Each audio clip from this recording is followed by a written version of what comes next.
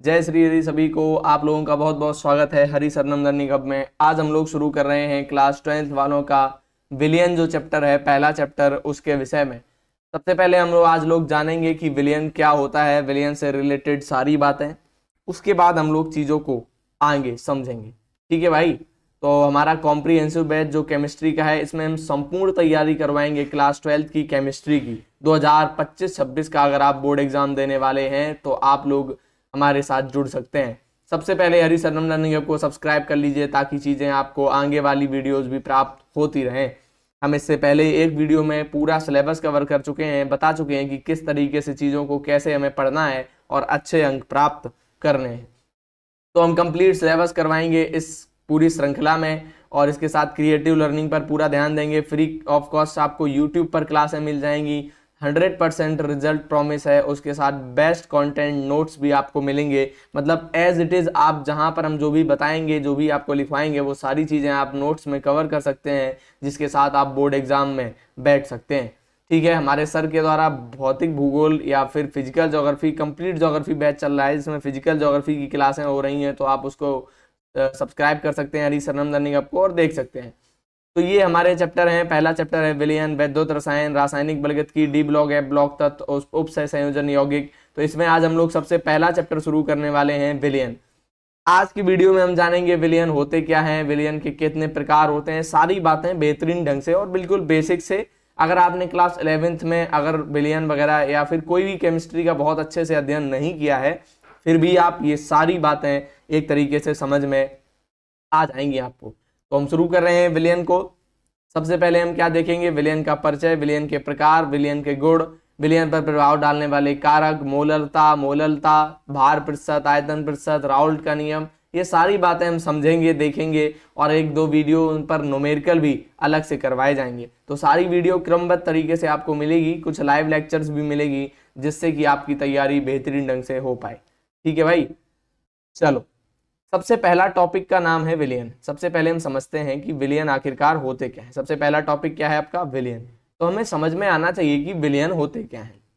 यहाँ पर हम इस परिभाषा वगैरह को सबको छोड़कर एक साधारण से प्रश्न के साथ शुरू करते हैं। एक साधारण से प्रश्न के साथ शुरू करते हैं। आपने सामान्य जीवन में, अपने सामान्य जीवन में एक सबसे सरल विकल्प, सबसे सरल प्रयोग जरूर किया होगा।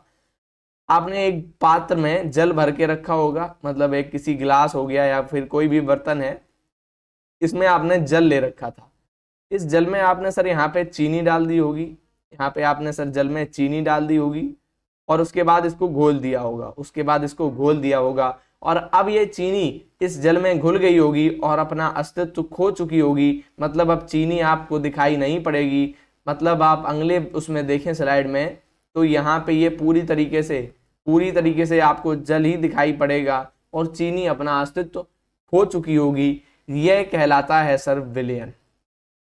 यह क्या कहलाता है? विलयन कहलाता है। बताओ, क्या आपको यह बात समझ में आई? सबसे पहले हमने जल में चीनी घोल दी और चीनी पूरी तरीके से घुल गई और अपना अस्तित्व खो चुकी थी। तो हम कहेंगे आपने सर क्या बनाया है? एक विलयन बनाया है। आपने एक क्या बनाया है भैया? विलयन बनाया है। अब ध्यान से सुनना भाई। तो यहाँ पे डेफिनेशन इन्होंने ऐसे ही कुछ इसी तरीके से कुछ दी है कि दो या दो से अधिक पदार्थों का समांगी मिश्रण विलयन कहलाता है। या तो कितने? दो पदार्थ होंगे भैया, या तो दो से अधिक भी हो सकते हैं, यानी कि 3 हो सकते हैं, यानी कि 4 हो सकते हैं, 5 हो सकते हैं, कितने भी पदार्थ आप ले सकते हैं, लेकिन उनका मिश्रण हमेशा समांगी बनना चाहिए। उनका मिश्रण हमेशा समांगी बनना चाहिए। तो आप कहेंगे सर ये हमारा क्या है? ये हमारा एक विलयन है। अब प्रश्न है कि सर समांगी मिश्रण क्या होते हैं? समांगी मिश्रण ऐसे मिश्रण होते हैं जिनमें विलेय विलायक में पूर्ण रूप से घुल जाता है। जैसे शरबत, जब हमने शरबत बनाया और जल लिया, तो जल में चीनी पूर्ण रूप से घुल गई। तो इसको हम क्या कहेंगे भैया? हम कहेंगे इसको समांगी मिश्रण। ऐसा मिश्रण कैसा? समांगी मिश्रण। हमने एक जल में हमने नमक डाल दिया, नमक पूरी तरीके से घुल गया, तो हम कहेंगे समांगी मिश्रण। अब हमने जल में क्या डाल दिया? रेत के कुछ कण डाल दिए, मतलब रेत बालू डाल दी। अब बालू के कण रेत में नहीं घुलेंगे, तो हम इसे कहेंगे ये सर विसमांगी मिश्रण है, ये समांगी मिश्रण नहीं है। ये समांगी मिश्रण नहीं है। ठीक है भाई, तो इस क्या आपको ये समझ में आई बात? विलयन क्या है? विलयन हम क्या कहेंगे? दो या दो से अधिक पदार्थों का समांगी मिश्रण विलयन कहलाता है। ठीक है, अब विलयन का एग्जाम्पल आप दे सकते हैं। कैसे सर एग्जाम्पल दे सकते हैं? चीनी का जल में मिश्रण, चीनी का जल में मिश्रण आपका विलयन है। आपने एक पात्र में चीनी ली थी, सॉरी जल लिया था, उसमें चीनी डाल के घोल दी और इस तरीके से एक मिश्रण बना दिया, ये आपका विलयन है। ठीक है भाई, अब यहाँ पे दो टर्म आते हैं, एक होता है विलेय, एक होता है विलायक। तो यहाँ पे विलेय में जरा चेक करो, विलेय में कितने शब्द हैं? 3, और विलायक में कितने हैं? 4। मतलब विलायक बड़ी जगह में लिखा हुआ है और बड़ा दिख रहा है हमें, और विलेय छोटा दिख रहा है। तो विलेय छोटा है तो विलेय की मात्रा कैसी होगी? कम। विलेय की मात्रा कैसी होगी? कम। और विलायक की मात्रा कैसी होगी? अधिक। अधिक। तो जो विलयन है उसमें विलेय जिस पदार्थ की मात्रा कम होगी, विलयन में जिस पदार्थ की मात्रा कम होगी उसे हम विलेय कहेंगे, और जिस पदार्थ की मात्रा अधिक होगी उसे हम विलायक कहेंगे। बताओ भाई, क्या ये याद रख पाओगे? विलेय में 3 लेटर हैं, छोटे जगह में लिख जाता है तो कम मात्रा होगी, और विलायक में बड़ी जगह लगेगी तो बड़ी मात्रा होगी, अधिक मात्रा होगी। तो जो पदार्थ विलयन में कम मात्रा में होगा उसे हम विलेय कहेंगे, और जो पदार्थ विलयन में अधिक मात्रा में होगा उसे हम विलायक कहेंगे। ठीक है, तो इसमें जरा बताओ कि चीनी और जल का जो हमने मिश्रण लिया था, इसमें शुगर, ये देखो लिखा है शुगर, जो चीनी है वह कम मात्रा में है इसीलिए वह विलेय होगी, और जो जल है विलायक वह अधिक मात्रा में है तो वह विलायक कहलाएगा। तो क्लियर हुई पहली बात कि विलयन क्या होते हैं? दो या दो से अधिक पदार्थों के समांगी मिश्रण को विलयन कहते हैं। ठीक है, जैसे उदाहरण के लिए हम लिख सकते हैं चीनी का जल में मिश्रण। इसके बाद हम कहते सकते हैं विलेय क्या होता है? ऐसे पदार्थ जो विलयन में कम मात्रा में पाए जाते हैं विलेय कहलाते हैं। इसके साथ विलायक क्या होता है? ऐसे पदार्थ जो विलयन में अधिक मात्रा में पाए जाते हैं विलायक कहलाते हैं। 3 बातें हमें एकदम स्पष्ट हो गई होंगी। अब ध्यान से आगे बढ़िए। हाँ, यहाँ पे हम थोड़ा सा और डिस्कशन कर देंगे, रुक जाओ। अब हम सबसे पहले जरा एक बात बताओ कि विलयन की पहचान कैसे करोगे? तो विलयन की पहचान का सबसे बड़ा आपको याद रखना है, सबसे बड़ी कैटेगरी आपको याद रखनी है समांगी मिश्रण वाली। समांगी मिश्रण, अगर मिश्रण समांगी होगा तो फिर वह विलयन होगा। अगर विलयन समांगी होगा मिश्रण तो फिर इसे हम क्या कहेंगे? यह विलयन होगा। और अगर मिश्रण इसका समांगी ना हुआ तो यह विलयन नहीं होगा भैया। ठीक, तो यहाँ पे जरा देखो, हमने कहा सोने और तांबे का मिश्रण, सोने और तांबे का मिश्रण, क्या ये विलयन है? फिर अगला है क्वेश्चन आपसे, दूध में जल का मिश्रण, क्या यह विलयन है? जल में रेत का मिश्रण, क्या यह विलयन है? और वायु में कार्बन का मिश्रण, क्या यह विलयन है? जल्दी से बताओ भैया। तो आप लोग कमेंट बॉक्स में बताइएगा इसको, ठीक है, क्योंकि ये लाइव क्लास नहीं है, आगे वाली क्लासें लाइव भी होंगी, काफी पीछे भी लाइव पड़ी हुई है। ठीक है, तो सोने तांबे का मिश्रण, मतलब सोने में हमने तांबा मिला दिया, और यह बिल्कुल मिश्रण कैसा होगा? समांगी होगा। सोने में तांबा मिलाने पर पहचान नहीं कर पाएंगे कि यह सोना है या तांबा है, तो हम ये कहेंगे कि यह क्या है? विलयन है। और इसमें अल्प मात्रा किसकी होगी? अल्प मात्रा किसकी होगी भैया? हम कहेंगे तांबे की अल्प मात्रा होगी। तांबा कम मात्रा में होगा तो हम कहेंगे तांबा विलेय है। तांबा जो होगा, तांबा ये विलेय होगा, विलेय। और विलायक अधिक मात्रा में होगा, यानी सोना अधिक होगा तो वह विलायक कहलाएगा। इधर जाओ, दूध में जल का मिश्रण, तो अब बताओ दूध में जल का मिश्रण कैसा होगा? समांगी या विसमांगी? बताओ जल्दी बताओ भाई। दूध में हमने जल मिला दिया, मतलब दूध में पानी डाल दिया भैया, पहचान नहीं कर पाओगे कि दूध अलग है और पानी अलग है, दोनों एक जैसे ही दिखेंगे, यानी कि मिश्रण समांगी है, तो हम कहेंगे यह विलयन है, विलयन है। लेकिन क्या होगा? विलेय जल होगा कि दूध होगा? हम पानी अगर दूध में डालेंगे, कम पानी डालेंगे तो दूध में पानी चल जाएगा, और अगर पानी में थोड़ा सा दूध डाल दें तो यह स्पष्ट रूप से नहीं चलेगा, आपको समझ में आ जाएगा कि यह जल ही है और पानी दूध नहीं है। तो इसमें क्या रखेंगे? जल आपका विलेय होगा, जल आपका विलेय होगा, कम मात्रा में होगा पानी, और दूध अधिक मात्रा में होगा, इसीलिए इसे हम विलायक कहेंगे। ठीक है भाई, अगला आ जाओ, जल में रेत का मिश्रण, क्या जल में रेत डालने पर रेत पूर्ण रूप से घुल जाएगा? बिल्कुल नहीं, रेत पूर्ण रूप से नहीं घुलेगा, और रेत नहीं घुलेगा तो हम सर कह देंगे यह आपका कैसा? विसमांगी मिश्रण है और विसमांगी मिश्रण कभी भी विलयन नहीं होते हैं, तो ये गलत हो जाएगा आपका, ये विलयन नहीं है। वायु में कार्बन का मिश्रण, तो वायु में जब कार्बन मिलाएंगे आप तो ये मिश्रण बना देगा, समांगी मिश्रण होगा और यह भी आपका कैसा होगा, विलयन होगा। ठीक, आगे बढ़े भैया, आगे बढ़ा जाए, आ जाओ भाई। अब हम देखेंगे विलयन कितने प्रकार के होते हैं। अब हम देखेंगे कि विलयन कितने प्रकार के होते हैं, कितने प्रकार के होते हैं भैया विलयन। तो अब हम इसको थोड़ा सा बैक कर रहे हैं, यहाँ पे थोड़ा समझ लीजिएगा ताकि आपको चीजें आसानी से समझ में आती चले। विलयन के प्रकार देख रहे हैं।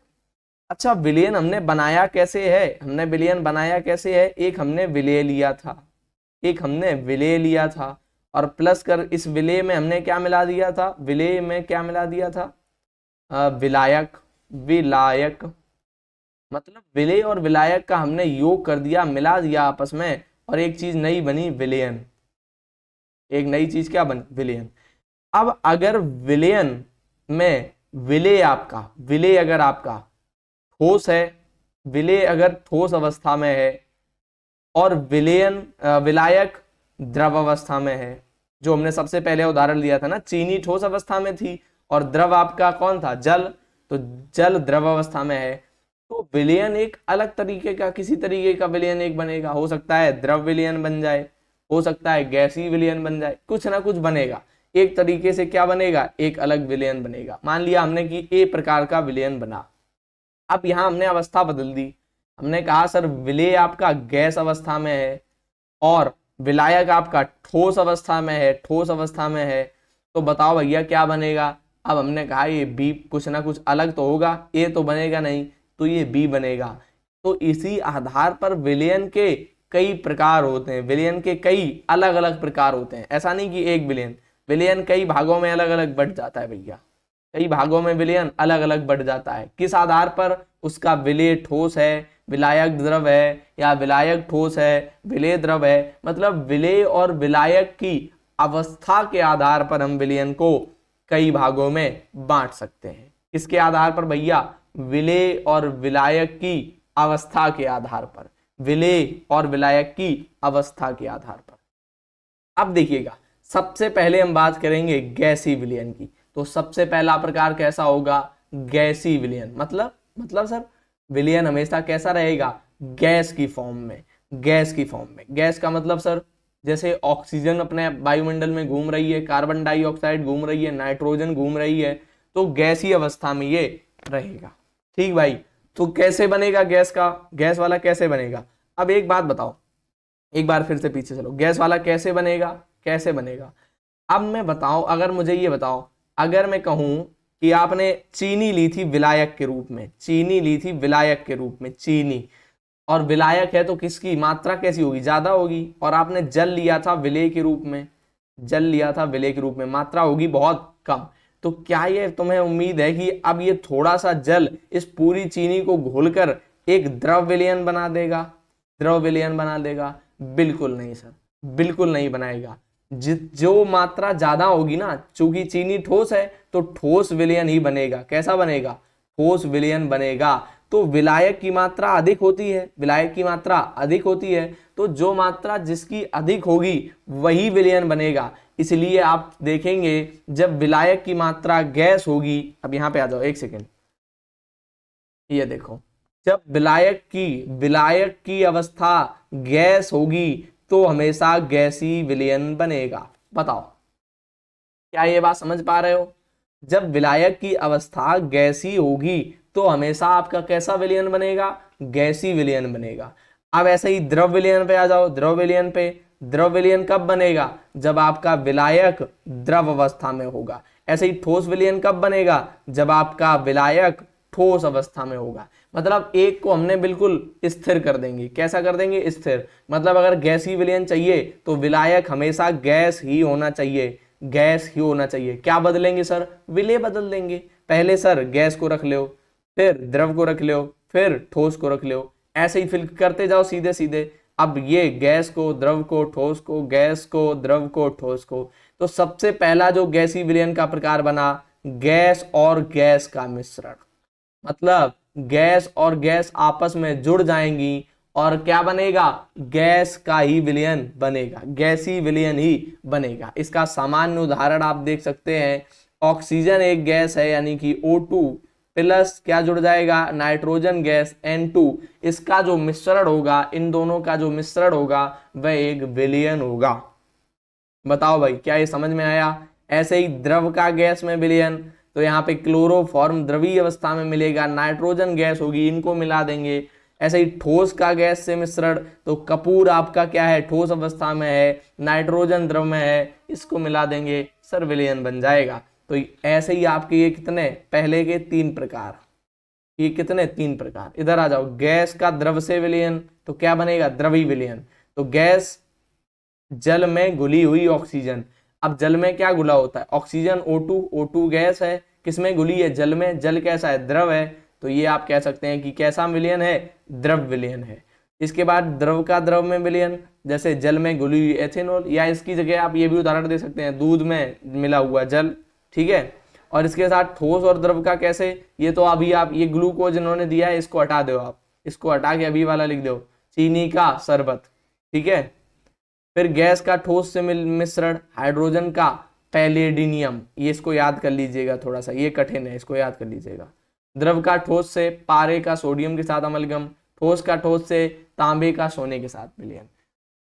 तो ये आपके 9 प्रकार के, 3 3 6 3 9 प्रकार के विलयन के प्रकार हो गए, ठीक है भैया। अब सर क्वेश्चन कैसे आएगा, क्या सर ये डायरेक्ट पूछेगा, बिल्कुल नहीं, बिल्कुल नहीं। यहाँ से ये नहीं पूछेगा कि विलयन के प्रकारों का वर्णन करो, नहीं। यहाँ बहुविकल्पी क्वेश्चन बना सकता है कि निम्न में से कौन सा गैस का गैस के साथ मिश्रण है, और उदाहरण उसमें दे देगा, कपूर का फलाने के साथ, जल का ऑक्सीजन के साथ, फलाना फलाने के साथ, ये सारे 4 विकल्प दे देगा। और आपसे पूछ क्या रहा है कि कौन सा गैस का गैस के साथ मिश्रण है, तो आपको फाइंड पता करना है कि दोनों गैसें जहां पर होंगी तभी वो मिश्रण कैसा बनेगा, गैस का गैस के साथ गैसीय विलयन बनेगा, ठीक है। क्लियर है बात, क्या ये बात समझ में आ रही भैया, चले आगे। उम्मीद है भाई समझ में आ रही होगी, आगे बढ़ा जाए, ठीक। अब देखते हैं विलयन की सांद्रता, अब देखते हैं भैया विलयन की सांद्रता, आखिरकार ये क्या नई चीज आ गई, विलयन की सांद्रता होती क्या है। तो पहले परिभाषा देख लें, फिर हम समझा देंगे इसको, ठीक है। एक इकाई आयतन विलयन में उपस्थित विलेय की मात्रा उस विलयन की सांद्रता कहलाती है। ये परिभाषा आप बिल्कुल एज इट इज लिख सकते हैं, जब भी अगर आपसे पेपर में पूछ ले कि भैया सर विलयन की सांद्रता क्या होती है, आप इसको ऐसे ही लिख देना कि भैया ये है, ये ले विलयन की सांद्रता, आप बिल्कुल एज इट इज लिख सकते हैं और कह सकते हैं कि ये है विलयन की सांद्रता, ठीक, ठीक है भाई। आप सुनना ध्यान से। अच्छा ये तो उनकी परिभाषा है कि एक इकाई आयतन विलयन में उपस्थित विलेय की मात्रा को उस विलयन की सांद्रता कहते हैं। हमें नहीं समझ में आई ये बात है, क्यों हमें नहीं समझ में आई, क्योंकि हम साधारण व्यक्ति हैं, तो साधारण व्यक्ति वाले साधारण बातें समझेंगे ना। तो एक इकाई आयतन में उपस्थित विलेय की मात्रा उस विलयन की सांद्रता कहलाती है। हमने एक पात्र लिया है सर, एक पात्र लिया है, ये लियो, इस पात्र में हमने भर रखा है, मान के चलिए जल, सबसे सरल उदाहरण, एक जल भर रखा है, एक जल, हो सकता है इसमें एक इकाई आयतन, इकाई की जगह हमने क्या ले लिया, 1 लीटर, 1 लीटर इसका जल हमने इसमें भर रखा है, 1 लीटर जल मतलब 1 लीटर पानी इसमें हमने रखा हुआ है।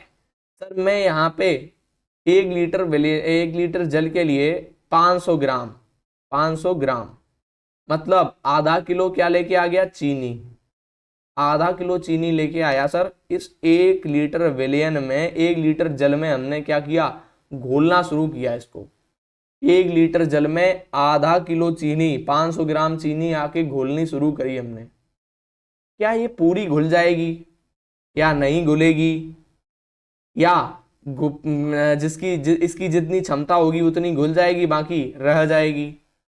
तो यही आप समझने की बात है कि यही आपकी क्या है भैया, सांद्रता है। यही आपकी क्या है, सांद्रता है। आप जितनी अधिक मात्रा घोल सकते हैं, जितनी अधिक मात्रा घोल सकते हैं,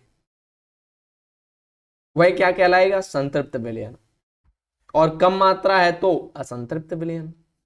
अब इसको ऐसे समझ लो या फिर ऐसे समझ लो कि 1 लीटर जल में 500 ग्राम जो चीनी रखी है ना आपने, 1 लीटर जल में 500 ग्राम चीनी मिलाई है, तो यह इसकी क्या है, क्षमता है 1 लीटर जल की, कि 500 ग्राम चीनी हम घोल सकते हैं भैया। उदाहरण के लिए है, ये कोई वो नहीं है कि आप प्रयास कर रहे हैं, ये क्या है, उदाहरण के लिए, ठीक है भाई। तो हम यही क्या कहेंगे, जो सांद्रता होगी विलयन की वो क्या होगी, यह वह क्षमता है जो उसमें किसी विलयन में विलेय की मात्रा जो घुली है, किसी विलयन में जो विलेय की मात्रा घुली है उसको ही हम लोग सांद्रता कह रहे हैं। इसको एक और उदाहरण से समझो जरा, अभी नहीं समझ में आया ना कुछ लोगों के समझ में नहीं आया भैया, जो पहले नहीं पढ़े हैं, अभी आएगा ना। अब हमने एक और उदाहरण दिया, इसमें बदल दिया हमने इसमें क्या ले लिया, इसमें हमने दूध भर रखा है, दूध, और इस दूध में हमने कहा कि सर हमने इसमें 20 ग्राम चीनी डाल रखी है दूध में। तो जो 20 ग्राम चीनी है ना, ये इस दूध की सांद्रता है। क्यों सर, क्योंकि यही तो विलेय की मात्रा है, यही तो विलेय की मात्रा है। तो विलयन की सांद्रता का क्या मतलब है कि दूध और चीनी का जो विलयन है उसकी सांद्रता कितनी है, 20 ग्राम है। क्यों 20 ग्राम है, क्योंकि इसमें 20 ग्राम ही तो विलेय मिला हुआ है, विलेय का अर्थ जो जिसकी मात्रा कम है।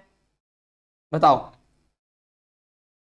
ऐसे ही इसको एक और उदाहरण ले लो, हमने एक इस पात्र में कुछ रखा है भर के, इसमें हमने कहा कि हमने 20 ग्राम हमने क्या मिला रखा है, इसमें 20 ग्राम कह दो सर, रेत डाल रखा है, रेत नहीं, फिर ये विलयन नहीं रहेगा, रुक जाओ, रेत वाला नहीं रखो, बालू हो जाएगी, फिर ये विलयन नहीं रहेगा भैया। नमक रखा हो, हमने नमक रखा हुआ है, इसमें 20 ग्राम नमक भर रखा है, तो सर इसकी सांद्रता कितनी होगी, 20 ग्राम होगी। क्यों सर 20 ग्राम होगी, क्योंकि यही तो विलेय है। तो एक इकाई आयतन, एक इकाई का मतलब कितना भी हो सकता है, 1 किलो, 1 लीटर, ठीक है, एक इकाई आयतन केवल लेना है, उसमें जितना विलेय की मात्रा उपस्थित है, जितनी अभी घुली हुई है, वही उसकी क्या है, सांद्रता है।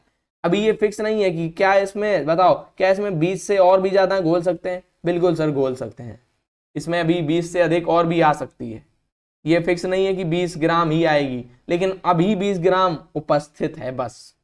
ऐसे समझो ना, क्लास में मैं कहूं कि इस क्लास में अभी जब ये चल रही है लाइव क्लास, तो इस क्लास में 20 लोग जुड़े हुए हैं, बताओ, मैंने कहा कि इस क्लास में अभी 20 लोग जुड़े हुए हैं, तो ये 20 क्या है, सांद्रता है इस क्लास की। लेकिन क्या इसमें केवल 20 ही जोड़ सकते हैं, 20 से ज्यादा नहीं जोड़ सकते, नहीं, इसमें कोई लिमिट नहीं है, इसमें 10,000 भी जोड़ सकते हैं, इसमें 20,000 भी लोग जुड़ सकते हैं, पढ़ सकते हैं, तो ऐसी लिमिट नहीं है। लेकिन अभी उपस्थित कितने हैं सर, 20 उपस्थित हैं, तो यह बात क्या है, इसकी सांद्रता है। तो ऐसे ही विलयन में अभी कितनी मात्रा विलेय की उपस्थित है, वह उसकी क्या है, सांद्रता है। लेकिन दूसरा कॉन्सेप्ट इधर सुनिएगा ध्यान से, जो संतृप्त विलयन होंगे, संतृप्त विलयन में ये क्या हो चुकी होगी, खत्म हो चुकी होगी, ये लिमिट लग जाएगी। संतृप्त विलयन ऐसे विलयन है जिसमें अब और विलेय घोला नहीं जा सकता। मतलब अगर हमने इस पात्र में जल भर के रखा था और मान के चले 30 ग्राम हमने इसमें चीनी घोल दी थी, अब इसमें 30 ग्राम से बिल्कुल 1 ग्राम एक्स्ट्रा भी घोला नहीं जा सकता सामान्य ताप पर। मतलब अब इसमें 30 ग्राम से अगर आप चाहें कि अब इसमें हम एक ग्राम और चीनी घोल दें, तो यह घोलना संभव नहीं होगा, क्योंकि यह विलयन कैसा है, संतृप्त है, बिल्कुल भरा पड़ा है, ये बिल्कुल अफर चुके हैं भैया। जैसे भोजन करने बैठे और 4-5 रोटी खा ली, उसके बाद कहा जाए कि अरे भैया एक और खा लो, तो अब ये खाना नहीं खा सकते हैं। क्यों, क्योंकि ये संतृप्त हैं, तृप्त हैं, भरे पड़े हैं, अब इनको खाने की आवश्यकता बिल्कुल नहीं है भैया। अच्छा, अब अगर पहले वाले में हमने बात कर दी सांद्रता में हम ये बताएंगे कि इन्होंने भैया 2 रोटियां अभी अभी खाई हैं, लेकिन क्या आप खा नहीं सकते, खा सकते हैं, क्योंकि अभी इनको और भी भूख उपलब्ध है, 2 खाई हैं अभी, तो यह सांद्रता है। अब हमने पूरी भरपेट खा लिया है, अब हम नहीं खा सकते, यह संतृप्त विलयन है। ठीक है, तो संतृप्त और असंतृप्त विलयन अब समझ में आए ना। संतृप्त विलयन कैसा है, अब हम बिल्कुल नहीं उसमें कुछ भी घोल सकते हैं, अब हम उसमें 1 ग्राम अगर आप चाहें वो भी नहीं घोल सकते। लेकिन असंतृप्त विलयन में आप कितना भी घोल सकते हैं, आप और भी डाल दीजिए वो भी घुल जाएगी, और डाल दे और घुल जाएगी, ये घुलती ही रहेगी निरंतर। इसमें विलेय और भी डाला जा सकता है, लेकिन संतृप्त विलयन में अब विलेय को बढ़ाया नहीं जा सकता। तो बताओ जल्दी से, क्या ये कॉन्सेप्ट क्लियर हुए? दोनों बातें विधिवत समझ में आनी चाहिए, क्योंकि इससे ज्यादा डिटेल में और साधारण तरीके से आपको कोई भी नहीं समझा सकता भैया। बहुत साधारण विधि है, साधारण बात है। अब आता है कि सांद्रता को हम लोग व्यक्त कैसे करते हैं, कैसे हम लोग निकालते हैं सांद्रता कितनी है किसी भी विलयन की। अभी हमने जैसे भोजन किया तो हम तो बता गए कि 4 रोटी हमने खाई थी, अब हम सांद्रता प्राप्त कर चुके हैं 4, अभी हमें पता है। लेकिन आपने चीनी, या फिर चीनी, हाँ ये भी चल जाएगा कि आपने 1 लीटर जल लिया था, उसमें आपने 2 चम्मच चीनी डाली, तो इसकी सांद्रता कितनी है? 2 चम्मच है। लेकिन जो प्राकृतिक रूप से विलयन उपस्थित हैं तो उनकी सांद्रता आप लोग कैसे निकालेंगे? यह एक विशिष्ट बात है। जैसे इसको ऐसे समझो ना, हमारी बात सुनो, ध्यान सुनना। मैंने एक जल लिया, एक गिलास में जल भरा और इसमें मैंने 2 चम्मच चीनी डाल दी। 2 चम्मच चीनी यहाँ पे ऊपर से हमने इसमें क्या कर दी? डाल दी 2 चम्मच भैया। अब 2 चम्मच डाल के हमने आपके सामने नहीं डाली और चुपचाप एक गिलास आपके सामने रख दिया कि ले ये गिलास, और बताओ इसमें कितनी चीनी पड़ी है। ये गिलास हमने आपके सामने रख दिया और पूछा आपसे कि बताओ इसमें कितनी चीनी पड़ी है। हम तो चुपचाप 2 चम्मच डाल के लाए, आपको पता ही नहीं है। आपको पता करनी है इस विलयन की सांद्रता कितनी है। हमें पता है क्योंकि हमने तो इसमें डाली ही 2 चम्मच है, तो हमें तो पता है इसकी सांद्रता कितनी, 2 चम्मच निकलेगी भैया। लेकिन आपको पता नहीं है क्योंकि आपने ना तो देखा है और ना ही हमने बताया है। तो इसकी 2 विधियां हैं किसी भी सांद्रता को व्यक्त करने के लिए या सांद्रता को पता करने के लिए। पहली विधि है रासायनिक विधि और दूसरी विधि है भौतिक विधि। पहली विधि क्या है? रासायनिक विधि। दूसरी विधि क्या है? भौतिक विधि। आपके लिए महत्वपूर्ण कौन है? रासायनिक विधियां। पहले कौन पढ़ेंगे भैया? रासायनिक विधियां पहले पढ़ेंगे। रासायनिक विधियां पहले पढ़ेंगे इनको मापने वाली, और भौतिक विधियां बाद में पढ़ेंगे भाई। क्लियर है बात? चले आगे तो आ जाओ भाई। ये इसमें क्या क्या पढ़ना है? रासायनिक विधियों में आपको क्या क्या पढ़ना है? मोल पढ़ना है पहले, फिर मोलरता पढ़नी है, फिर मोललता पढ़नी है, फिर द्रव्यमान प्रतिशत पढ़ना है, आयतन प्रतिशत, ये द्रव्यमान प्रतिशत और आयतन प्रतिशत किस में चले जाएंगे? ये आपके भौतिक में चले जाएंगे, भौतिक में। ये आपके भौतिक में चले जाएंगे, ठीक है, ये आपके भौतिक में चले जाएंगे। इससे पहले वाले ये क्या है? ये आपके उसमें ही है, ये आपके मोलरता, मोललता और ये मोल, ये सारे किसमें? रासायनिक विधि में। तो क्या ये कवर कराए जाएं या फिर नेक्स्ट क्लास में कराए जाएं? बताओ जल्दी भाई, क्या ये कवर अभी करा दिए जाएं या नेक्स्ट क्लास में?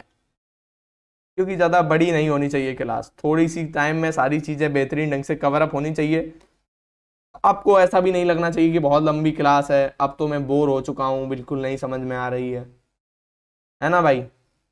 तो मुझे ऐसा लग रहा है कि ये क्लास मैं कल के लिए रखूं, अब मैं अगली क्लास में सारी चीज़ें लेके आऊं, क्योंकि आपने काफ़ी सारी चीज़ें ऑलरेडी सीख ली हैं। क्योंकि क्या क्या समझ चुके हैं आप, एक बार रिवीजन कर दें और इस क्लास को फिनिश करें। आप जान चुके हैं कि विलयन क्या होते हैं। विलयन 2 या 2 से अधिक पदार्थों के समांगी मिश्रण होते हैं। समांगी मिश्रण का अर्थ क्या हुआ भैया? ये आपको क्या करेंगे? जल में या किसी भी विलयायक में पूर्ण रूप से घुल जाएंगे। विलय क्या होगा? विलय छोटे अक्षरों में लिखा है तो कम मात्रा होगी विलयन में। विलयन में ऐसा पदार्थ जो कम मात्रा में पाया जाएगा विलय कहलाएगा, जो अधिक मात्रा में पाया जाएगा वो भैया विलायक कहलाएगा। इसके बाद हमने विलय प्लस विलायक, विलय और विलायक मिलके विलयन बना रहे हैं, इससे प्रकारों का वर्णन किया। पहचान बताई भैया, कैसे पहचानोगे तुम विलयन है कि नहीं है। और विलयन के 6-9 प्रकार पढ़े। गैस का गैस के साथ, द्रव का गैस के साथ, द्रव ठोस का गैस के साथ, गैस का द्रव के साथ, द्रव का द्रव के साथ और ठोस का द्रव के साथ, गैस का ठोस के साथ, द्रव का ठोस के साथ और ठोस का ठोस के साथ। तो ये सारे हमने क्या पढ़े? प्रकार पढ़े विलयन के भैया। विलयन की सांद्रता क्या होती है?